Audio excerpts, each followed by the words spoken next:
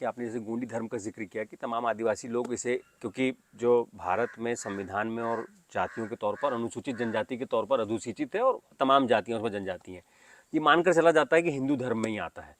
तो क्या आप मानते हैं कि हिंदू धर्म से अलग है ये गोंडी धर्म? बिल्कुल अलग है।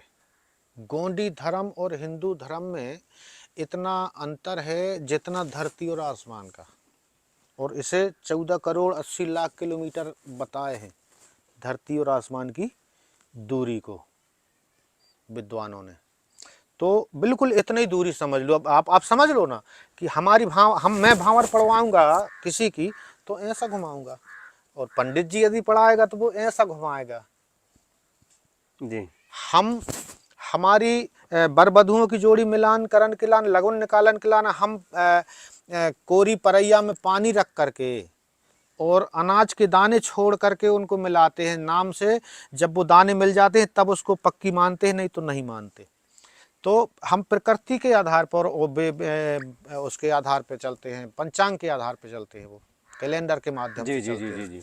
है ना। तो हम लोग जो है आदिवासी लोग गोंडी लोग आड़ा तिलक लगाते हैं और वो हिंदू लोग खड़ा तिलक जी। लगाते हैं। हम हमारा दक्षिण दिशा शुभ माना जाता है तो उनका उत्तर दिशा शुभ माना जाता है। हम प्रकृति को मानते हैं तो वो आकृति को मानते हैं। वो मूर्ति पूजा करते हैं, जी। हम निरंकार की पूजा पूजा करते करते हैं। हैं।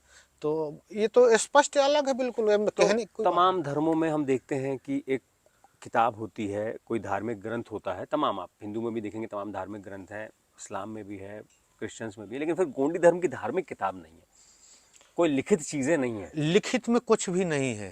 तो और फिर ऐसा नहीं लिखित आगे में जाके ये थोड़ा विलुप्त नहीं होते जाएगा, क्योंकि अब पीढ़ी बिल्कुल दर पीढ़ियां बिल्कुल शहर में जाते जा रही हैं, थोड़ा सा दूर होते जा रही हैं, कोई लिखित बिल्कुल अगर। इतना सभी होने वाला नहीं है। इसलिए नहीं होगा कि हमारे समुदाय सभ्यता का जो संचालन होता है वो प्रकृति के आधार पर होता है, ये पेड़ पौधों के आधार पर होता है, पशु पक्षियों के आधार पर होता है, जीव जंतुओं के आधार पर होता है। तो एक कौन मिटा सकता है इसको? बाकी बाकी धर्मों का जो संचालन हो रहा है वो उन्होंने किसी न किसी ने उसको बनाया है और उस पर उन्होंने लिखित रूप दिया है।